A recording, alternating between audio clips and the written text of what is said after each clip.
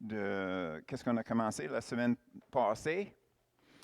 Et on a touché l'aspect d'une interprétation particulière d'une prophétie. Donc, on a découvert que souvent, quand que le monde lit ce verset-là, il pense que c'est l'interprétation d'une écriture donnée par un théologien. Donc, tu peux avoir une église va interpréter une telle écriture d'une telle façon, puis une autre, ça va être une autre interprétation d'une autre façon. Mais on a découvert que ça, ce n'est pas le cas pantoute. Qu'est-ce que ça voulait dire? C'est que c'est Dieu qui parlait aux prophètes, puis les prophètes, ils ont dit qu'est-ce que le Seigneur leur a révélé avec les mots choisis par le Saint-Esprit. Donc, l'aspect particulier d'une interprétation veut dire que qu'est-ce que les prophètes disaient, ce n'était pas relié tout simplement à leur situation dans laquelle le Seigneur leur a parlé pour s'adresser à cette situation-là en Israël. Donc, on a vu aussi que ce n'est pas juste pour leurs époques non plus. C'est quelque chose qui pourrait être répété à d'autres circonstances plus tard dans l'historique d'Israël. Et naturellement, c'est l'aspect que les prophètes dévoilaient en même temps qui Dieu est. Parce que la façon que Dieu agissait avec Israël à l'époque que le prophète parlait dévoilait quelque chose du Seigneur que peut-être le monde ne connaissait pas là, en ce moment-là, ou bien plus tard, ils ont oublié. Donc, le fait que Dieu n'est que bon, apparemment, a été oublié à plusieurs reprises. Donc, dans les prophètes, c'était souvent répété que Dieu aime ceux qui l'aiment, ceux qui sont obéissants. Donc, aujourd'hui, qu'est-ce qu'on va faire? C'est qu'on va continuer notre étude, mais ça va être l'explication de Paul. Quand que Paul parle des choses semblables à ça, mais l'explication de Paul. Mais avant qu'on commence, je veux juste raconter une histoire. Parce que c'est important pour qu'est-ce qu'on va étudier à comprendre quelque chose. Donc, vous connaissez c'est quoi? Ça, c'est les crayons pour colorer. Et vous voyez ça? OK. Donc, quand que Candace avait à peu près 5 ans, il avait une madame qui était monitrice dans l'école de dimanche. Et puis, elle était formée dans le dessin graphique.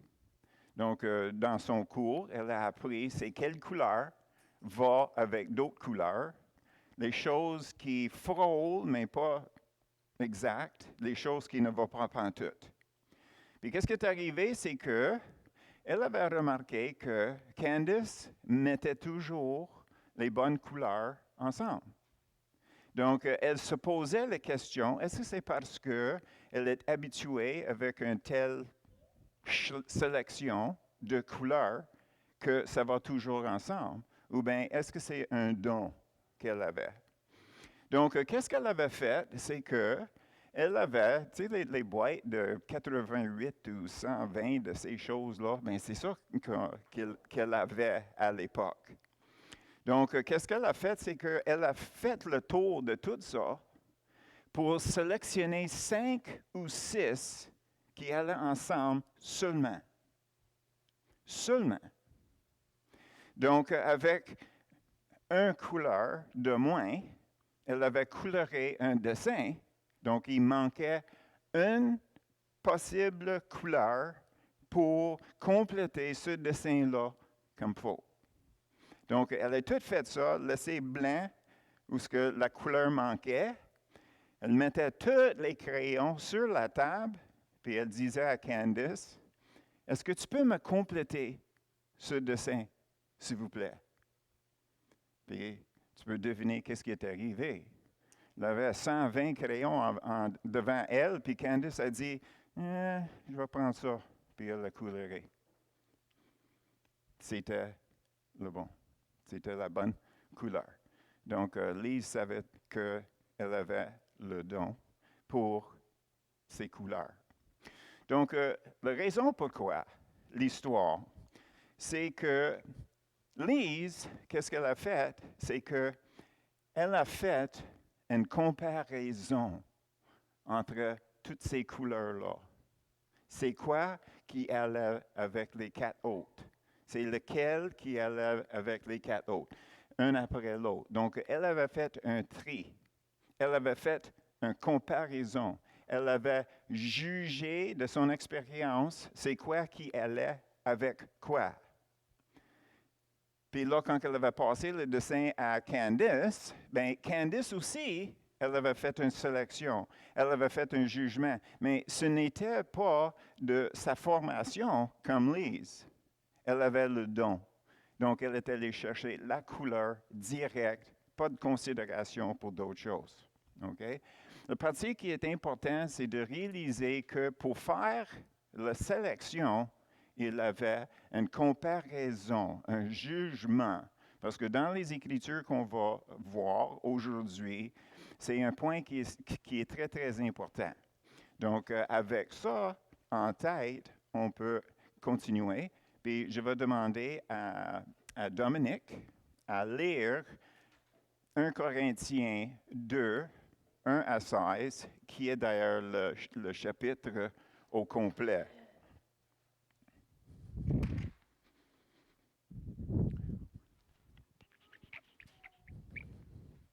1 Corinthiens 2, 1 à 16. Pour moi, frère, lorsque je suis allé chez vous, ce n'est pas avec une supériorité de langage ou de sagesse que je suis allé vous annoncer le témoignage de Dieu. Car je n'ai pas eu la pensée de savoir parmi vous autre chose que Jésus-Christ, et Jésus-Christ crucifié. Moi-même, j'étais auprès de vous dans un état de faiblesse, de crainte et de grand tremblement. Et ma parole et ma prédication ne reposaient pas sur les discours persuasifs de la sagesse, mais sur une démonstration d'esprit et de puissance, afin que votre foi soit fondée, non sur la sagesse des hommes, mais sur la puissance de Dieu. Cependant, c'est une sagesse que nous prêchons parmi les parfaits, sagesse qui n'est pas de ce siècle, ni des chefs de ce siècle, qui vont être réduits à l'impuissance. Nous prêchons la sagesse de Dieu, mystérieuse et cachée, que Dieu, avant les siècles, avait prédestinée pour notre gloire. Sagesse qu'aucun des chefs de ce siècle n'a connue, car s'il l'avait connue, il n'aurait pas crucifié le Seigneur de gloire. Mais comme il est écrit, ce sont des choses que l'œil n'a point vues, que l'oreille n'a point entendues, et qui ne sont point montées au cœur de l'homme, des choses que Dieu a préparées pour ceux qui l'aiment. Dieu nous les a révélées par l'Esprit, car l'Esprit sonde tout, même les profondeurs de Dieu. Qui donc parmi les hommes connaît les choses de l'homme, si ce n'est l'Esprit de l'homme qui est en lui? De même, personne ne connaît les choses de Dieu, si ce n'est l'Esprit de Dieu. Car nous n'avons pas reçu l'Esprit du monde, mais l'Esprit qui vient de Dieu, afin que nous connaissions les choses que Dieu nous a données par sa grâce. Et nous en parlons, non avec des discours qu'enseigne la sagesse humaine, mais avec ceux qu'enseigne l'Esprit, employant un langage spirituel pour les choses spirituelles. Mais l'homme naturel n'accepte pas les choses de l'Esprit de Dieu, car elles sont une folie pour lui. Il ne peut les comprendre parce que c'est spirituellement qu'on en juge. L'homme spirituel, au contraire, juge de tout, il n'est lui-même jugé par personne. Car qui a connu la pensée du Seigneur pour l'instruire? Ah, nous avons la pensée de Christ. Amen. Je vais juste reprendre ma Bible. Merci beaucoup, Dominique. OK. Donc, si on était pour regarder prochement les Écritures qu'on a lues, on aurait remarqué que dans le verset 1, 2, 3 puis 4, Paul disait « je ». Puis là, tout d'un coup, rendu le verset 6, c'est 10, 12, 13, c'est « nous ». Donc, il parle de « je » jusqu'à « nous ». Donc, c'est qui le « nous ». Donc, pour trouver la réponse de ça, il fallait qu'on retourne dans notre étude qu'on a faite la semaine passée pour aller un petit peu plus loin parce que Pierre nous donne la réponse.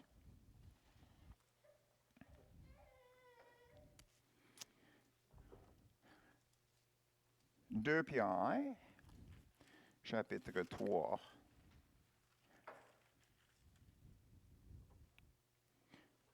Le verset 2. Afin que vous vous souveniez des choses annoncées d'avance par les saints prophètes et du commandement du Seigneur et Sauveur enseigné par vos apôtres. Donc, qu'est-ce qu'il est en train de dire ici? C'est que on doit porter attention de qu'est-ce que les prophètes ont écrit et qu'est-ce que les apôtres ont écrit. Donc, le nous, quand que Paul parle de nous, ça parle de lui comme apôtre et les prophètes. OK? Plus tard, on va voir quelque chose différent, mais pour le moment, on va rester là. Donc, on va regarder dans le 1 Corinthiens, verset 13. 1 Corinthiens, chapitre 2, le verset 13. Et nous en parlons, non avec des discours qu'enseigne la sagesse humaine, mais avec ceux qu'enseigne l'Esprit. Mot-clé, employant un langage spirituel pour les choses spirituelles. C'est ce mot-là, employant, qui est dans le grec la comparaison. Un jugement. Donc, qu'est-ce que ça veut dire ici? Dans le grec, c'est que les prophètes, ils ont eu la révélation de Dieu. Et qu'est-ce qu'ils ont fait? C'est qu'ils ont jugé, trouvé par le Saint-Esprit dans leur vocabulaire le mot qui allait avec la révélation. Pareil comme l'histoire avec Candice. Candice avait choisi la seule couleur qui allait avec les autres couleurs. Donc, si on amène ça aux prophètes, les prophètes, ils ont reçu la révélation, mais ça prenait le Saint-Esprit pour arriver en disant, ça c'est la couleur, ça c'est le mot que vous allez écrire. Donc, quand que c'est marqué employant, c'est comme vague. Mais dans le grec, c'est très, très clair. Il y avait une comparaison qui a été faite, une sélection. Ils ont cherché pour trouver exactement le mot choisi par le Saint-Esprit pour décrire qu'est-ce que Dieu leur a révélé. OK? Donc, si on avance à verset 15, qu'est-ce qu'on voit? c'est que l'homme spirituel, au contraire, juge. C'est le même mot dans le grec. Juge de tout. Donc, lui aussi, le jugement qu'il fait, il fait une comparaison. Il fait une comparaison. Il juge. Donc, ces deux mots-là sont pareils dans le grec. Donc, naturellement, pour ceux qui traduisaient, c'est l'idée qu'ils voulaient transmettre à nous autres. Donc, les mots employés, c'est toujours le bon mot. Mais naturellement, dans le grec, ça va un peu plus profond. Donc, qu'est-ce que nous avons? C'est que la révélation qui est donnée par Dieu aux prophètes, l'inspiration par le Saint-Esprit veut dire les mots donnés par le Saint-Esprit. Inspiré. Révélation, inspiration. Et nous voyons dans 2 Timothée 3,16. 2 Timothée 3,16.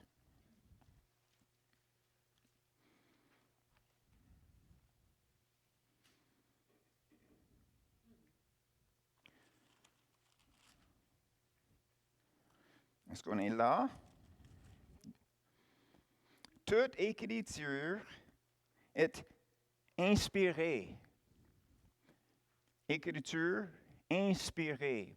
Quand que ça parle de l'inspiration ici, ça parle de l'écriture. Qu'est-ce qui était écrit? C'était une description inspirée du Saint-Esprit pour décrire la révélation de Dieu. Donc, naturellement, ça continue.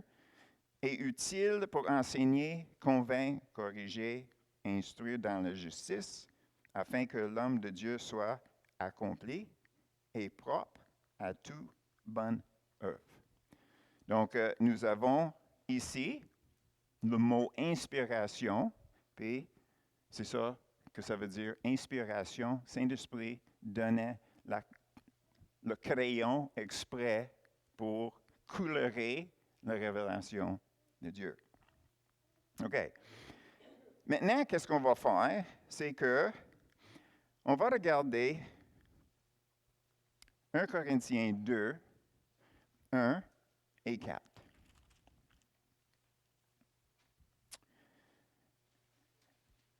Pour moi, frère, lorsque je suis allé chez vous, ce n'est pas avec une supériorité de langage ou de sagesse que je suis allé vous annoncer le témoignage de Dieu. Verset 4. Et ma parole et ma prédication ne reposaient pas sur les discours persuasifs de la sagesse, mais sur une démonstration d'esprit et de puissance. Donc, qu'est-ce qui est comme partiellement caché dans ça?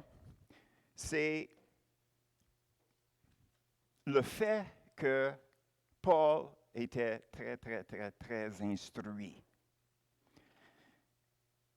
On va regarder dans Actes 21, 39. Actes 21, 39.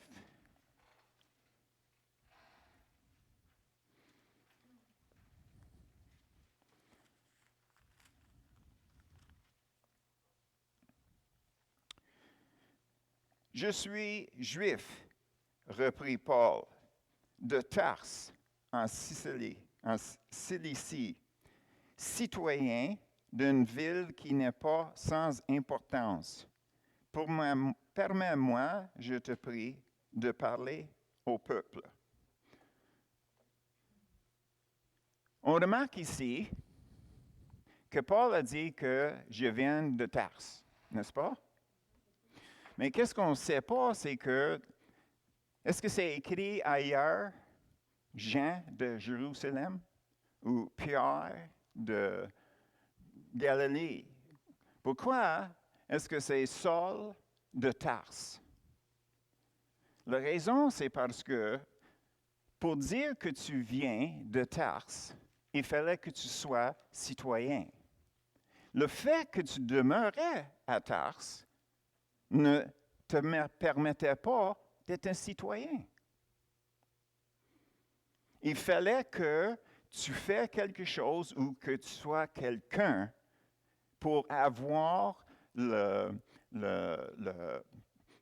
droit de dire que tu es citoyen de Tarse.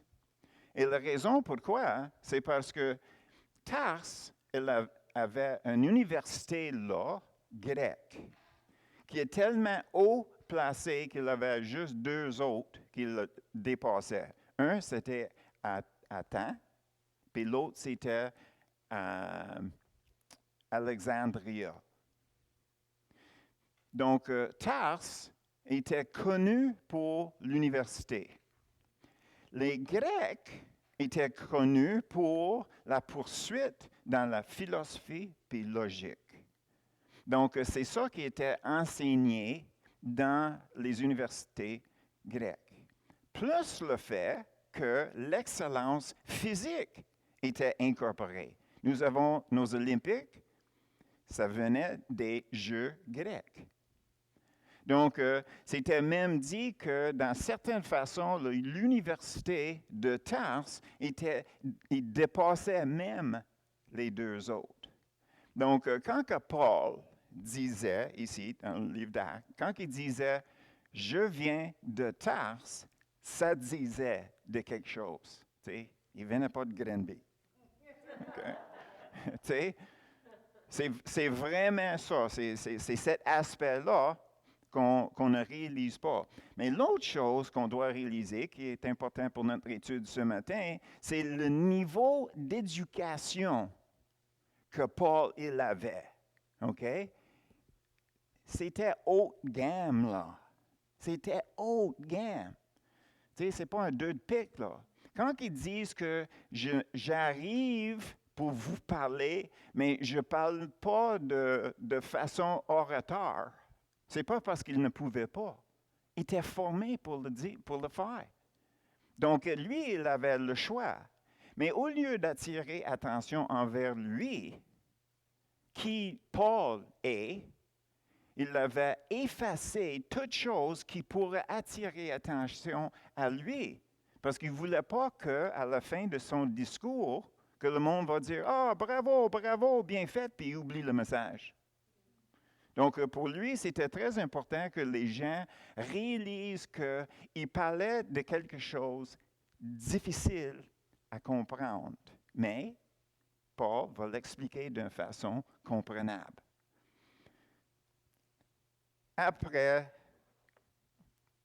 Actes 21, 39, on va voir 22, le verset 3.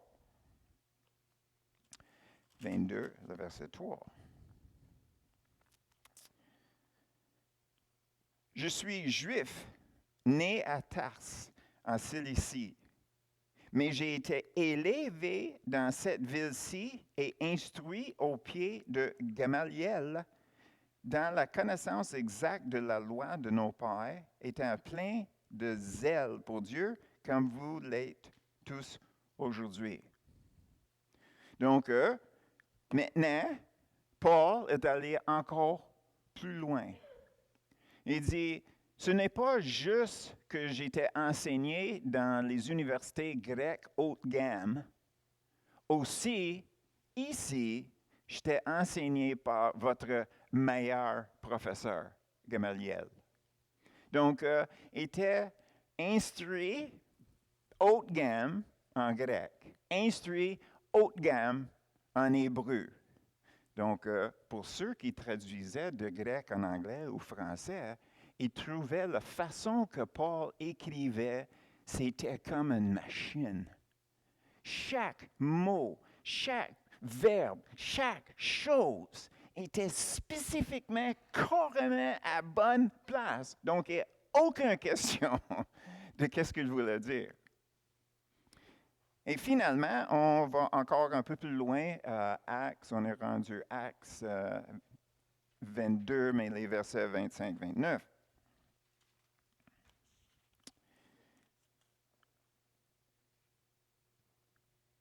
comme on l'attachait pour le frapper, Paul dit au centenier qui était présent, « Vous êtes permis de battre de verge un citoyen romain qui n'est pas même condamné? » À ces mots, le centenier alla vers le tribun pour l'avertir, disant, « Que vas-tu faire? Cet homme est romain. » Le tribun reprit, « C'est avec beaucoup d'argent que j'ai acquis ce droit de citoyen. » Et moi, dit Paul, je l'ai par ma naissance.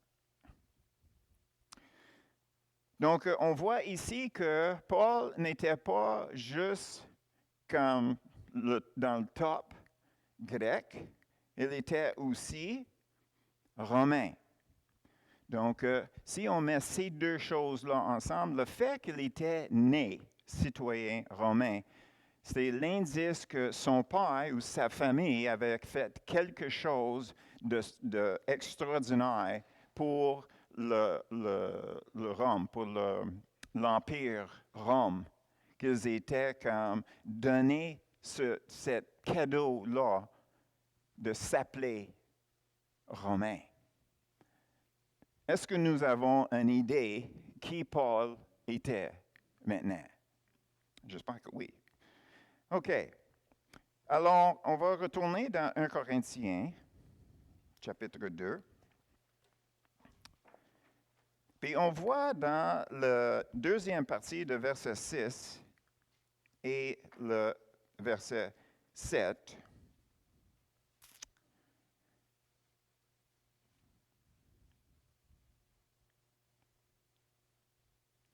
cependant, c'est une sagesse que nous prêchons parmi les parfaits, sagesse qui n'est pas de ce siècle, ni des chefs de ce siècle, qui vont être réduits à l'impuissance. Nous prêchons la sagesse de Dieu, mystérieuse et cachée, que Dieu, avant les siècles, avait prédestinée pour notre gloire. Donc, on voit ici qu'il y a deux sortes de sagesse. Il y a la sagesse qui est comme terrestre. La sagesse que Paul, il a appris quand il allait à l'université grecque, où il était instruit qu'il fallait que ta façon de mettre les choses ensemble, il fallait que ça soit 100% logique. Mais aussi, il avait les philosophies, puis il parlait long et large sur les différentes philosophies. Donc, Paul est en train de dire, écoute, j'étais instruit, je sais d'où vous venez, mais on ne peut pas parler à ce niveau-là, parce qu'il y a une autre sagesse. Et donc, il est en train de commencer à nous parler de ces deux différentes choses-là. Donc, on voit, quand on va voir dans Jean 5, 39, on va voir la différence entre les deux sagesses. Jean 5, 39.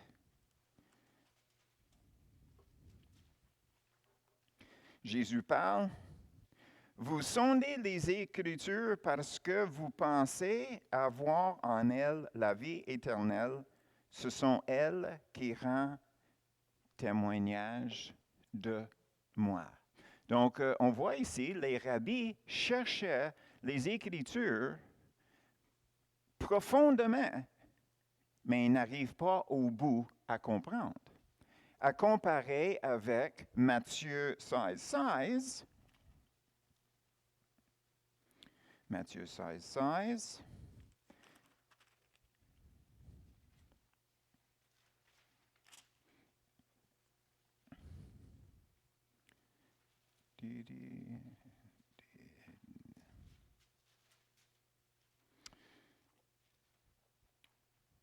Matthieu 16, 16.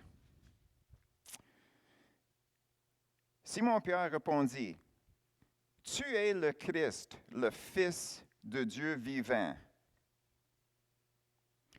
Verset 17. Jésus, reprenant la parole, lui dit, « Tu es heureux, Simon, fils de Jonas, car ce ne sont pas la chair et le sang qui t'ont révélé cela, mais c'est mon Père qui est dans les cieux. » Donc, on voit les rabbis, ceux qui étaient formés dans les Écritures, ils cherchent, mais selon leur sagesse, ils ne réussissent pas à comprendre. Tandis que le pécheur, le pécheur Pierre, il est là, puis, oh, non, tu es Dieu. Donc, on voit ici la différence entre la sagesse humaine et la sagesse spirituelle. Donc, on continue. On va regarder 1 Corinthiens 2, 8 à 10. Encore? Sagesse qu'aucun des chefs de ce siècle n'a connue, car s'il l'avait connue, il n'aurait pas crucifié le Seigneur de gloire. Mais comme il est écrit, ce sont des choses que l'œil n'a point vues, que l'oreille n'a point entendues, et qui ne sont point montées au cœur de l'homme, des choses que Dieu a préparées pour ceux qui l'aiment. Dieu nous les a révélées par l'Esprit, parce que, ou car, l'Esprit sonde de tout, même les profondeurs de Dieu. Okay? Ça, c'est un verset qui vient d'Isaïe 64. 3, on n'ira pas là. Tout ça pour dire tout simplement qu'on parle d'une sagesse naturelle. Mais quand on parle d'une sagesse naturelle, on ne parle pas de charnelle. La sagesse naturelle, un homme naturel, ça c'est le summum d'un homme. Ça c'est comme Albert Einstein. Ça c'est le niveau. C'est comme qu'est-ce que Paul parlait quand il parlait d'un être humain puis la sagesse d'un être humain. Il ne parle pas de ceux qui est dirigé par ses désirs charnels. On parle de ceux qui sont éduqués. Donc ici, on voit que peu importe comment que les gens sont éduqués dans ce monde ici, ils ne peuvent pas sonder les choses de Dieu. Puis là, il continue.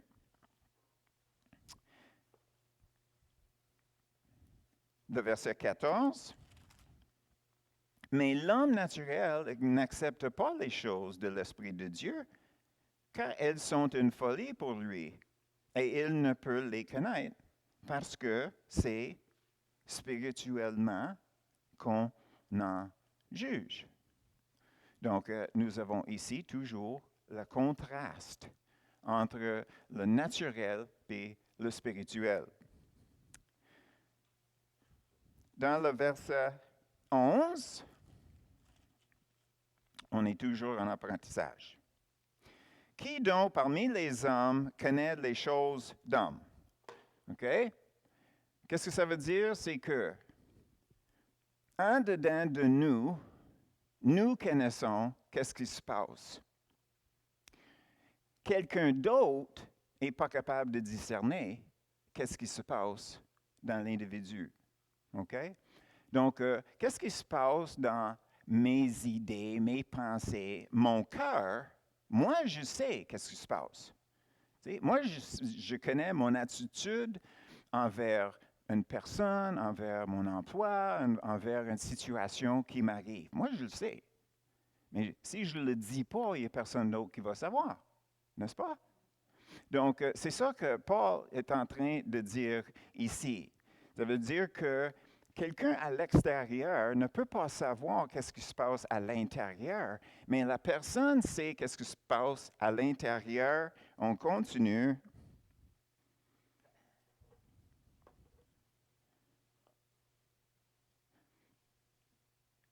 Qui donc parmi les hommes connaît les choses de l'homme, si ce n'est l'esprit de l'homme qui est en lui? Donc ici, il est en train de dire la raison pourquoi nous savons qu'est-ce qui se passe à l'intérieur de nous, c'est parce que c'est notre esprit personnel qui nous le dévoile. On sait qu'est-ce qui se passe à l'intérieur de nous à cause de notre esprit. naturellement, ça parle des choses qu'on connaît. Il y a des choses qui sont cachées, mais on ne parle pas de ça.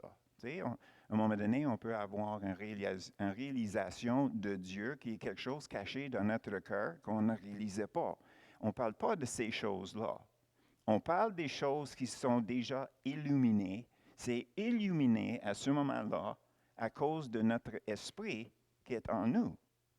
Avec ça comme base, ils disent, de même, personne ne connaît les choses de Dieu si ce n'est l'Esprit de Dieu. Donc, c'est l'Esprit de Dieu qui connaît qu'est-ce qui se passe en Dieu, le Père et Jésus, si clair que l'Esprit en nous dévoile qu'est-ce qui se passe en nous, notre attitude, notre point de vue et tout et tout. Est-ce que vous voyez ça? OK, c'est clair quand on ne va pas trop vite. Donc, dans le verset 12, c'est dit que nous n'avons pas reçu l'Esprit du monde, mais l'Esprit qui vient de Dieu, afin que nous connaissions les choses que Dieu nous a données par sa grâce. C'est toujours nous, c'est toujours Paul puis les prophètes qui dévoilaient les choses. OK? Donc, de là, on continue. On va sauter 13, puis on va aller voir 14. Mais l'homme naturel n'accepte pas les choses de l'Esprit de Dieu qu'elles sont une folie pour lui, et il ne peut les connaître parce que c'est spirituellement qu'on en compare, qu'on juge. Est-ce qu'on voit ça? OK. On peut continuer d'abord. On va reculer, verset 9.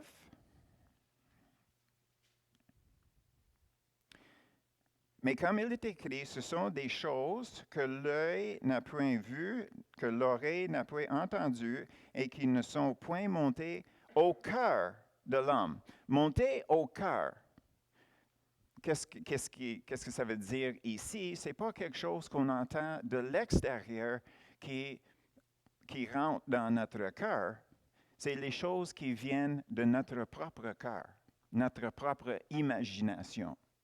Donc, ici, ça veut dire que qu'est-ce qui monte en nous de notre cœur naturel ne peut pas comprendre les choses de Dieu, parce que c'est toujours humain. C'est domaine terrestre, ça. Alors, verset 15. On fait beaucoup de switch ce matin, hein? C'est une chance, c'est juste une page. L'homme spirituel, au contraire, juge de tout et il n'est lui-même jugé par personne. Là, si on regarde vite, la fin de verset 16, nous avons la pensée de Christ. Ça, c'est un autre nous. Ça, c'est le nous. Ça, c'est pas le nous de Paul et les prophètes. Ça, c'est le nous. Parce que, verset 15, l'homme spirituel. Est-ce que vous êtes une personne spirituelle? Claude? OK, good. L'homme spirituel, au contraire, juge de tout. OK? Lui, il a le don pour les couleurs. Donc, il est capable de comprendre les choses spirituelles parce qu'il a la clé. Il a le don des couleurs, le don de comprendre les choses spirituelles. Mais, la personne naturelle ne nous comprend pas. C'est impossible. Pourquoi est-ce que nous vivons de la façon que nous vivons? Tu sais, dans la rue, ils sont toujours en train de poser la question, est-ce que Dieu est réel?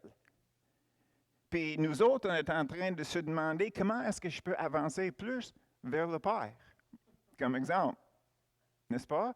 Tu sais, on n'est pas du tout dans le même game. Puis c'est ça que Paul est en train de dire. Alors, qu'est-ce que nous avons? Comme on est dans le verset 15, mais naturellement le verset 13, ça parle de la comparaison entre la sagesse humaine et la sagesse spirituelle.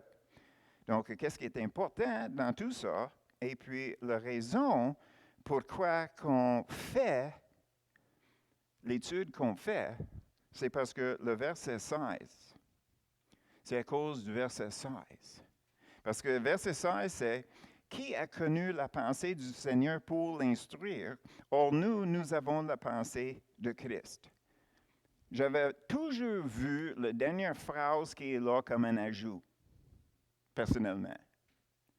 Mais qu'est-ce que Paul est en train de nous dire ici?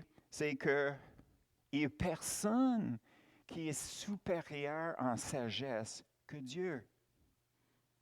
Lui, il dépasse de trop loin compréhension, sauf ceux qui ont le Saint-Esprit qui demeure en eux.